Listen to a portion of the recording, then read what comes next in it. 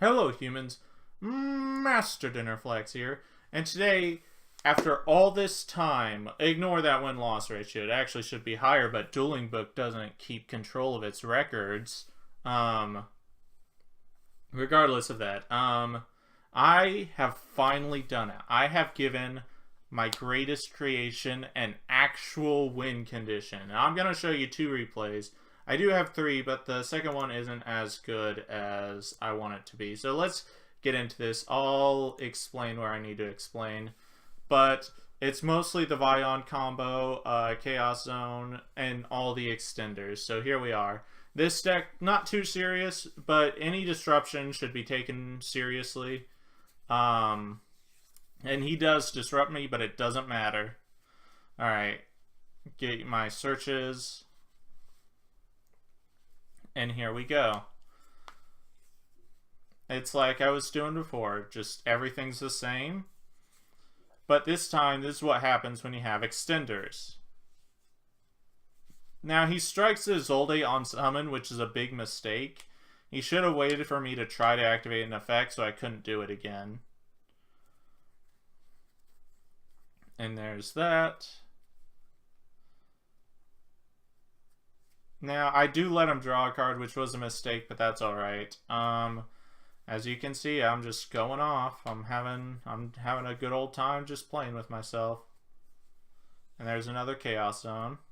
It is important that I had to get the blade and equip to him. Otherwise, I would have missed out on even linking more. So that's important sometimes. And it's kind of the same fate here. But now I have DDM, and now I can just go off however much I want at this point.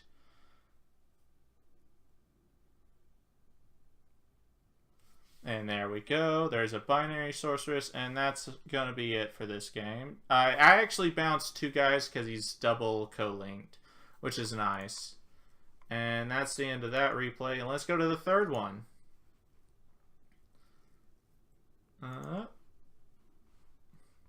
Let's fast forward here.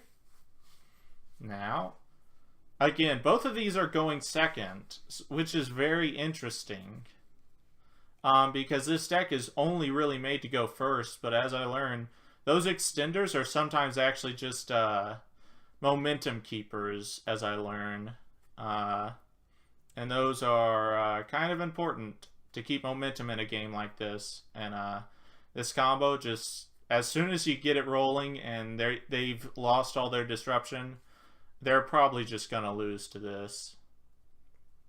And funny fact, that AD changer has actually been putting in a lot of work against my opponent, so that's pretty funny, I find. There's another Chaos Zone. Now this one, I think I draw an absurd amount of cards just because Kuraz is broken. Yep, and banishing Isolde with Phoenix Blade allows you to link 3 just off of DDM. DDM doesn't need any level or rank, it just needs any monster, so that's neat. And that's what I was saying, trigger Firewall off Kuraz, and he just gives up. And I thought I had an extra link, and technically if I had the right link I would have, but I didn't because I didn't realize you had to be all co-linked, so I was wrong. This was not an extra link. It's a fucking idiot. So yeah, there's what you get. And here is Chaos Blade as of right now. I took out the Ghost Ogres for Valor's. I found Valor was way stronger. But otherwise, 3 Vion, most important starter. 3 Malicious, most important part of the combo. So important that I even have a Plague Spreader just to make sure I can stack if push comes to shove. AD Changer, 2 of them. You don't want to break it with Garnet, and at the end of the day, it's always something you can just summon off Firewall. Same with this. This is very powerful. I actually think I might go to 3 at this, just because drawing cards. I think I drew 10 cards off of one of these combos not too long ago. 2 Armageddon to act as a pseudo Vion. Very nice. 2 Summoner Monk to get to Vion or Arma, whichever you need. 2 DDM. Both of these are very nice because discarding Phoenix Blade just makes it free, so that's awesome. 1 Shadow Mist. This is like the actual only Garnet in here. outside of that, I guess. And it really sucks to draw. This one, actually, it doesn't matter if you draw or not, because you'll just search it, and if you don't search it, you'll just search a warrior you know you won't be using.